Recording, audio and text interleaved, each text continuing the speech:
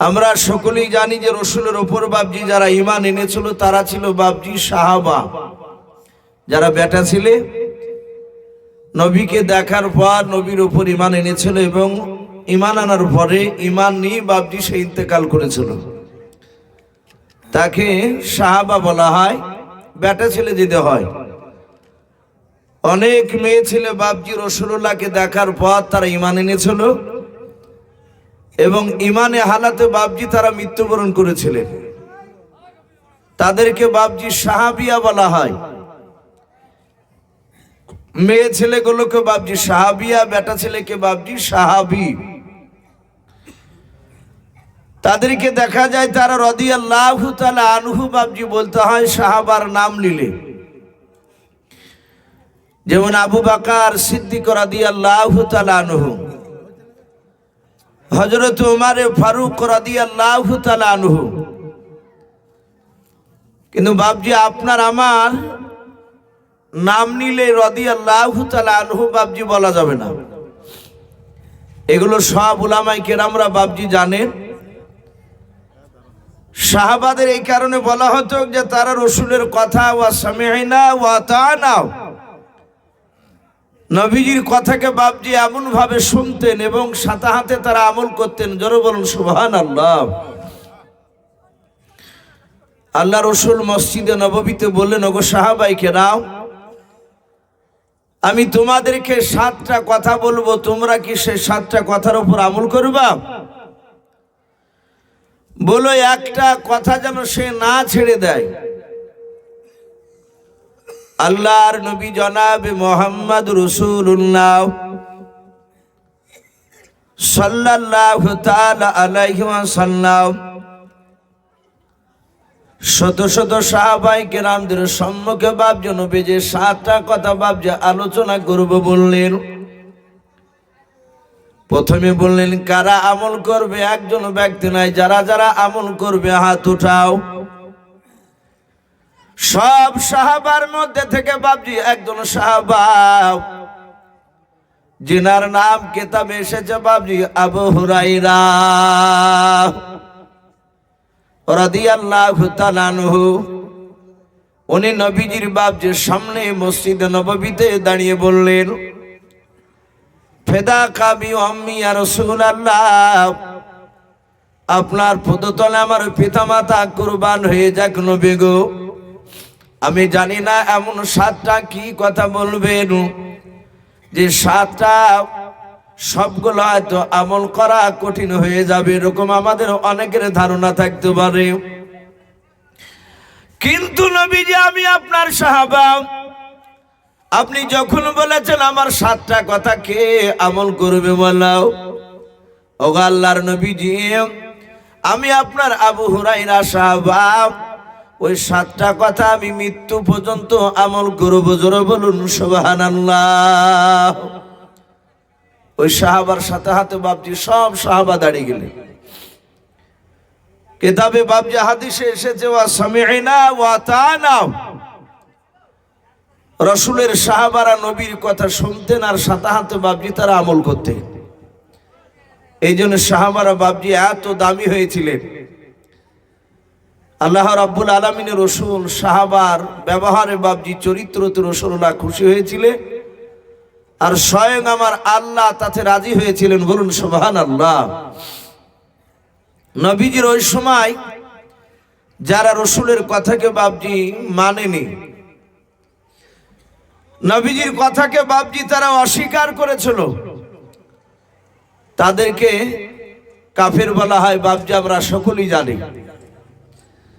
তারা বেঈমান, নবীজির কথাকে যারা জেনে শুনেও বাপজি অস্বীকার করেছিল। আমরা জানি বিশ্ব নবীজির বাপজি জামানায় সবচেয়ে যে বড় বেঈমান, সবচেয়ে বড় কাফের, সেই লোকটার নাম সকলেই ছোট বড় বাপজি, শিক্ষিত অশিক্ষিত আমরা সকলেই জানি, আবু জাহাল বলে লোকটার নাম ছিল। সঠিক শব্দ ছিল বাপজি আবু জাহাল, কিন্তু আমরা অনেক বাংলা বই দেখেছি, তার জীবনী পড়তে গেলে নামটা শোনা যায়, দেখেছি আবু জেহেল বলেন আমরা। আবু জেহেলই বলি, কিন্তু শব্দটা আবু জাহাল। তো যাকে এই বেঈমান আবু জেহেল বিশ্ব নবীজির বাপজি কথাকে সে মানে নাই। আমি জানি না আপনারা তার আসল নাম সকলেই জানেন কি না।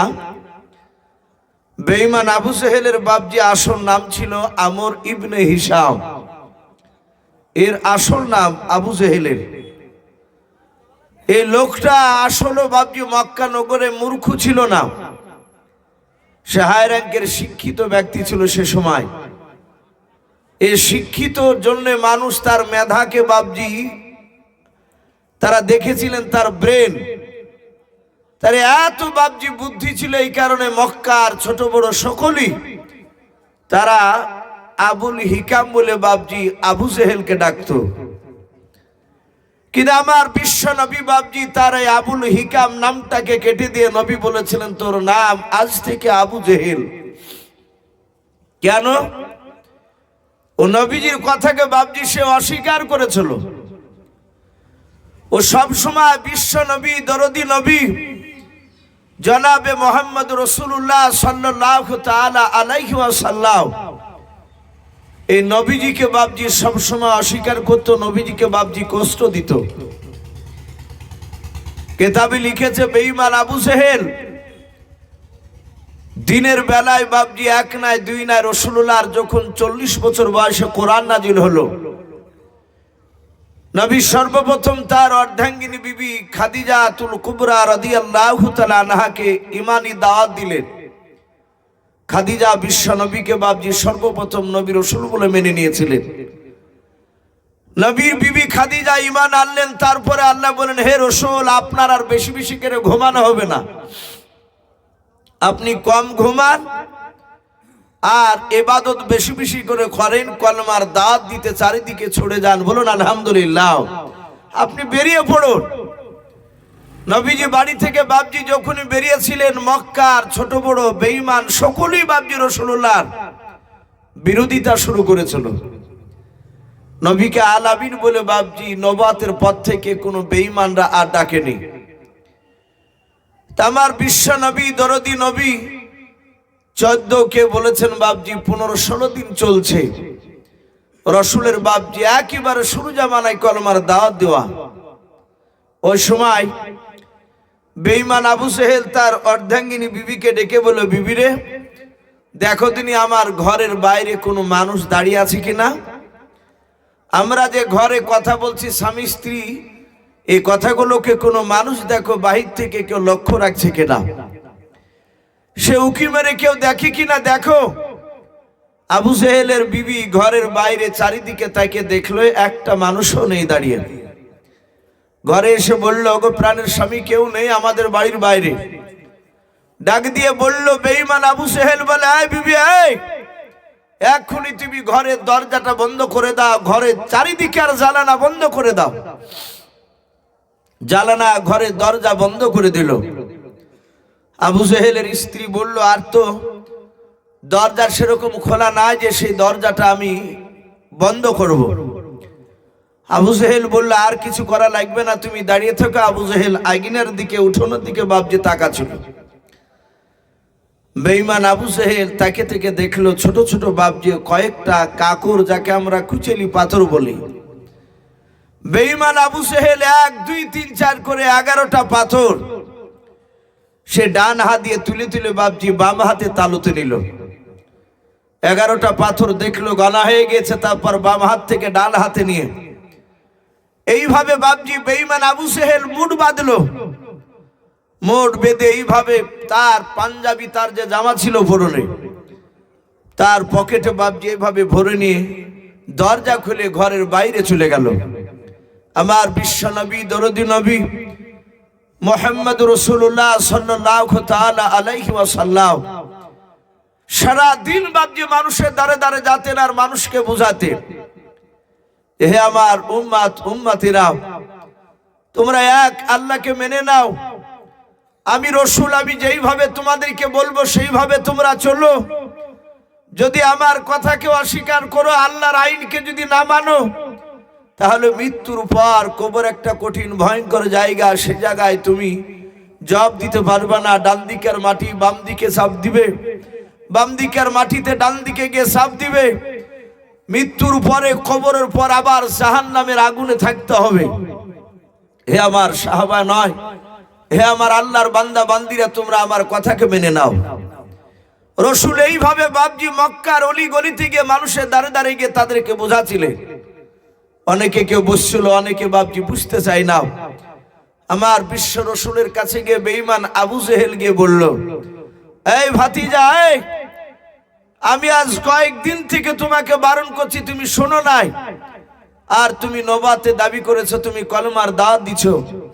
হে মোহাম্মদ সাল্লাল্লাহু, হে আব্দুল্লাহর ছেলে, শোনো, এতদিন তোমাকে আমরা আল আমিন বলতাম, সত্যবাদী, তুমি মিথ্যা কথা বলতে জানতে না, কিন্তু আজ 14, 15, 16 দিন থেকে দেখছি তুমি মিথ্যা কথার কারিগর হয়ে গিয়েছো। তুমি মিথ্যা কথাকে তুমি ঘরে বসে বসে তৈরি করছো। হে মোহাম্মদ সাল্লাল্লাহু, হে আমার প্রতিবেশী ভাতিজা, তুমি যদি সত্যিকারে যদি নবী হও, তাহলে বলে আমার এই হাতের ভিতর কি ভরা আছে তুমি বলতে পারবা? আমার বিশ্ব নবী জনাবে মোহাম্মদ রাসূলুল্লাহ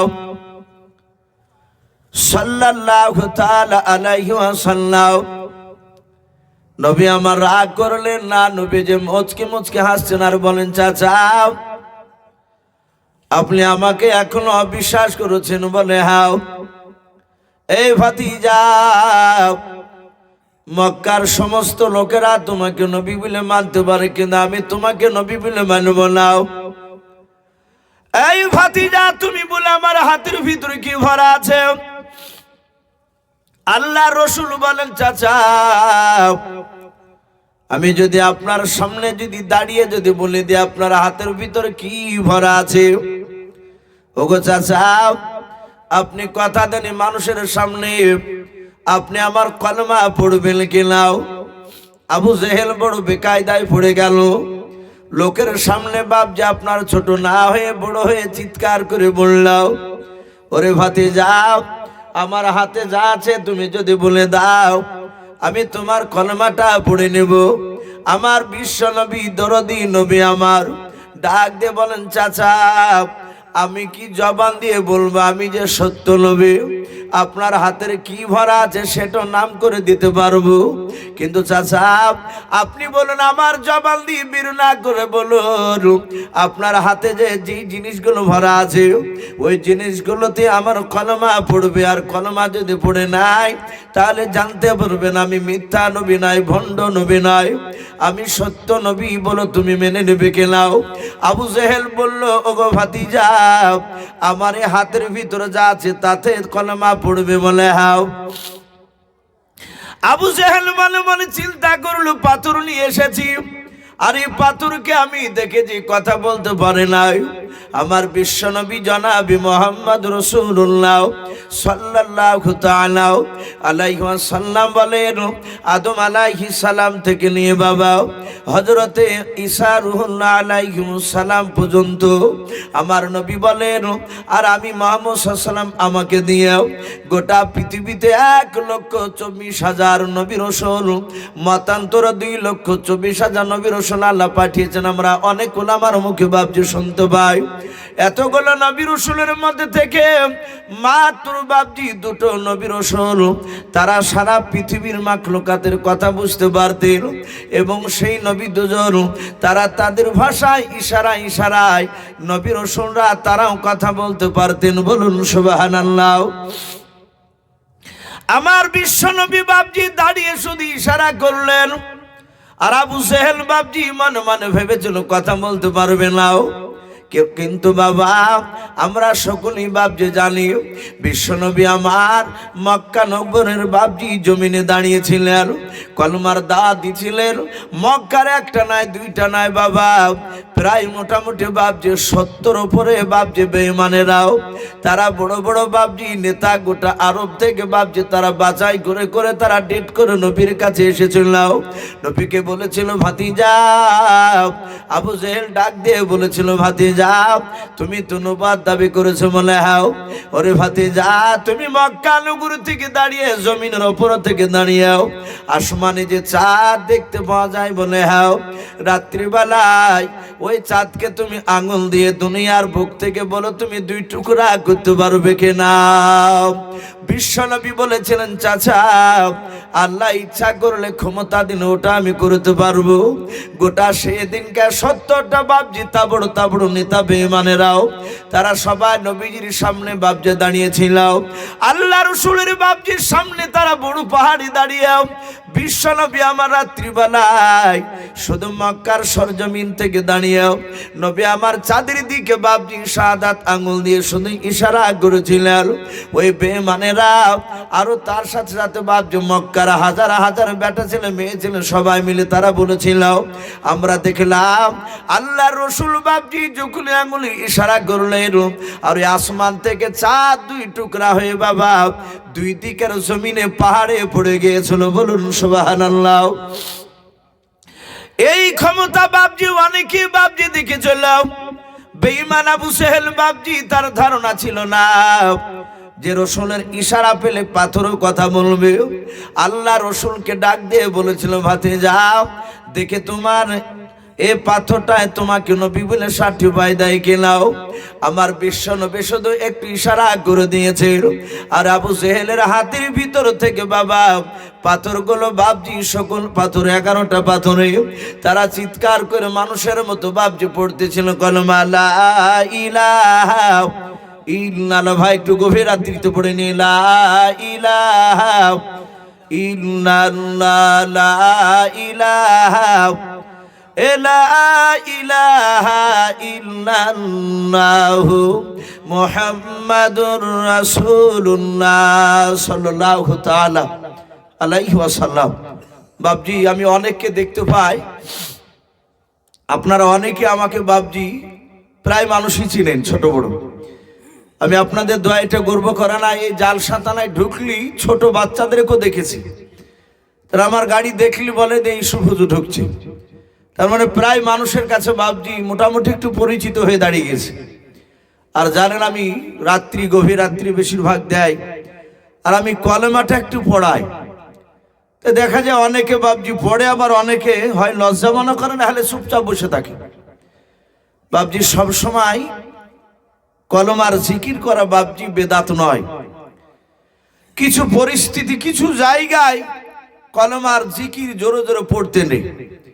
যেমন মসজিদে বাপজি আপনি আছেন, আরো অন্য লোকে বাপজি বসে আছে, নমাজ হয়তো জামাত হয়ে গেছে, 5 ওয়াক্ত যে নমাজ হয় আসর হোক জোহর হোক সে ওয়াক্তের নমাজ জামাত করে হয়ে গেছে।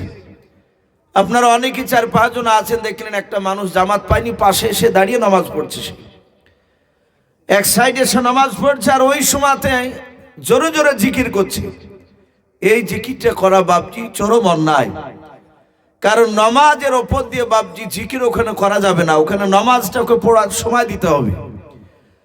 কেউ যদি নামাজ না পড়ে, যদি কেউ কোরআনও যদি পড়ে, তাহলে বলা হয়েছে আপনি কলেমা বাদ দিয়ে যে কোরআন পড়ছে তার কোরআনের দিকে কান দিয়ে কোরআন শোনো।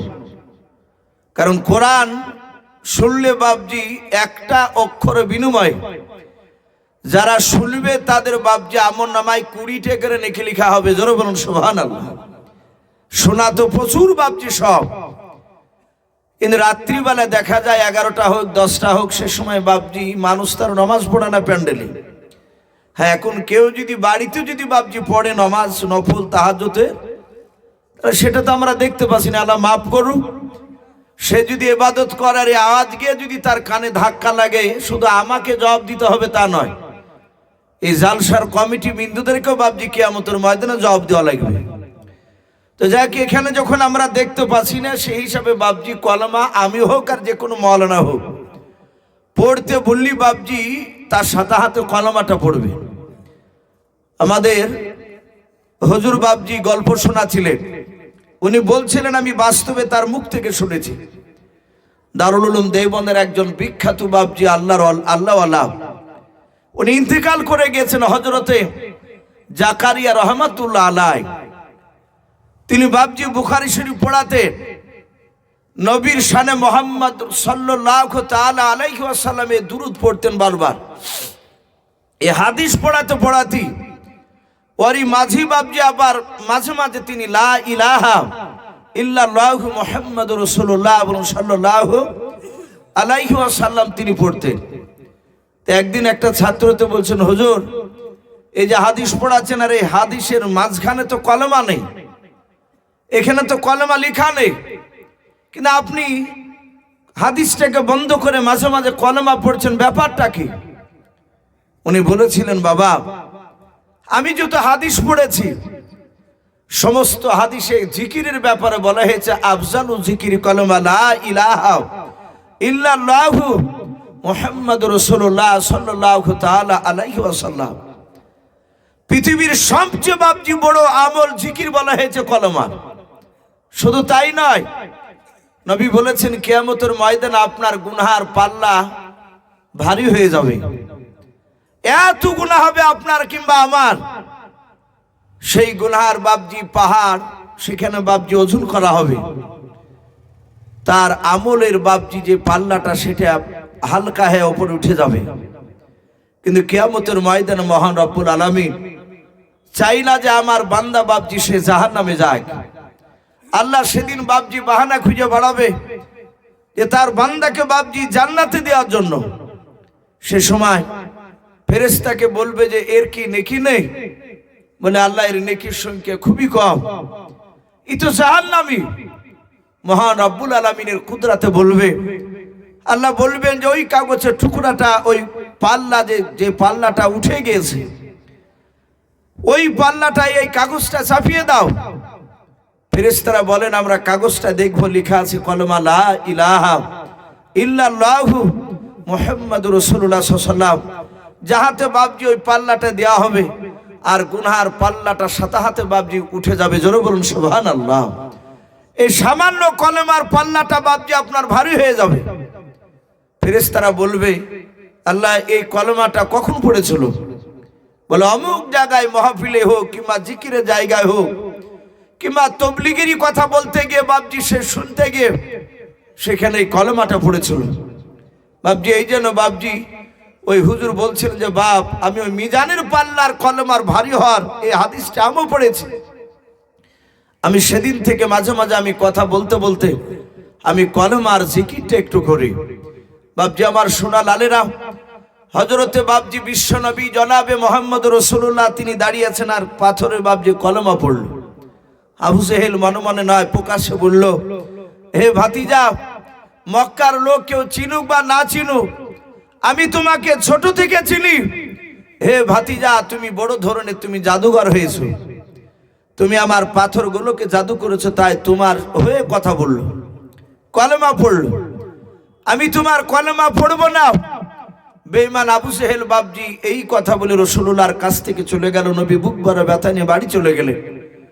বেঈমান আবু জেহেল বাবজি তাকিয়ে থাকলো যে কখন সূর্য পশ্চিম দিকে ডুবে যাবে। সূর্য পশ্চিম দিকে ডুবে গেল। বেশ এলাকায় বাবজি অন্ধকার নেমে এসেছে। আর ওই সময় আবু জেহেল, সুজা, উতবা, সাইবা, আবু সুফিয়ান আর আবু লাহাবকে বাবজি ডেকে নিল।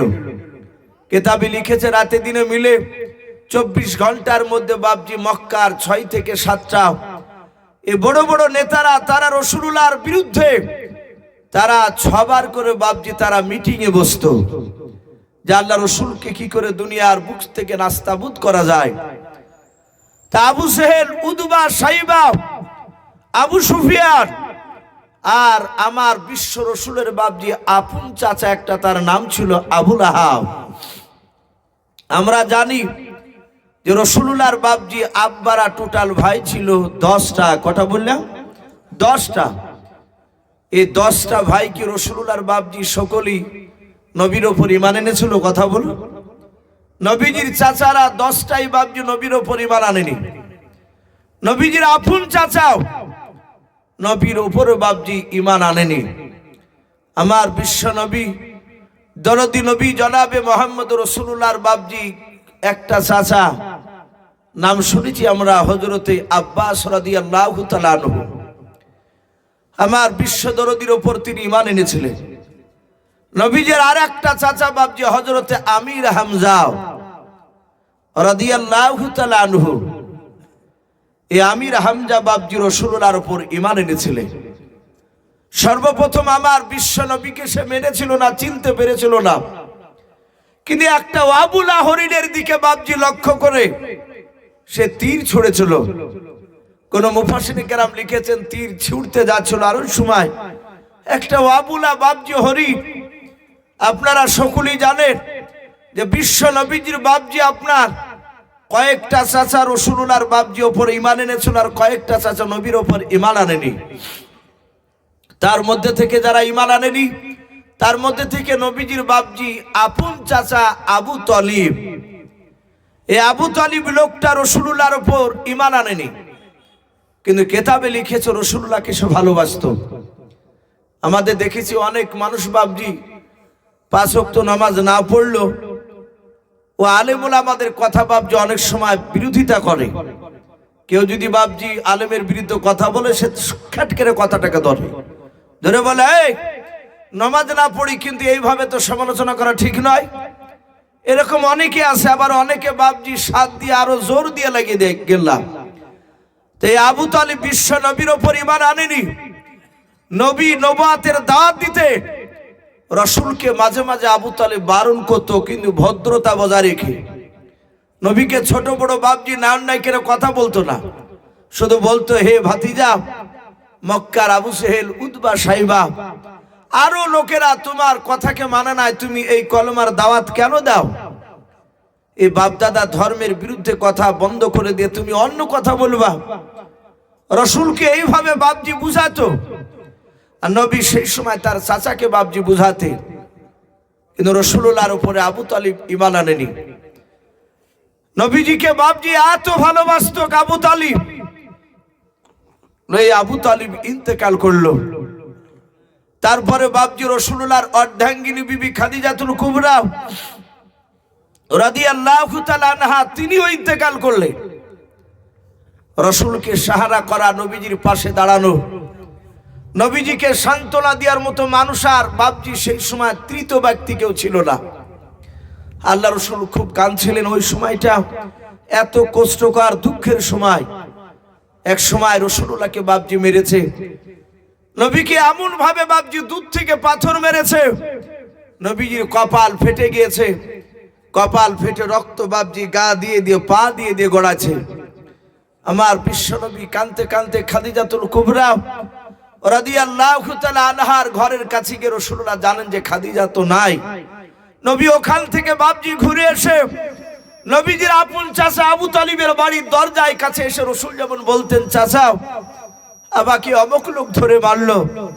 আবু তালিব ওই সময় রাসূলুল্লাহকে সাথে করে নিয়ে কাফেরদের কাছে গিয়ে বলতো, আবু তালিব যাই, আমার ভাতিজা তো তোমাদেরকে মারেনি, আমার ভাতিজাকে তোমরা এইভাবে নির্মম ভাবে কেন মেরেছো বলো? এই কথাটা বলা আবু তালিব ইন্তেকাল করার পর আর কেউ নেই। রাসূলুল্লাহ তার নিজের চাচার ঘরে দরজায় গিয়ে ওখানেও গিয়ে বাপজি খানিক দাঁড়িয়ে, ওখান থেকে বাপজি আবার চলে আসলেন। আসার পর নবী মনে মনে চিন্তা করেছে যে আমার চাচা আমির হামজার তার বাহুতে অনেক শক্তি। কিতাবে লিখেছে রাসূলুল্লাহ বলেছে দুনিয়ার একটা নাই দুইটা নাই 50টা যুবকের শক্তি একাই এই আমির হামজার 2 হাতে দিয়েছিলেন আল্লাহ। জোরে বলুন সুবহানাল্লাহ।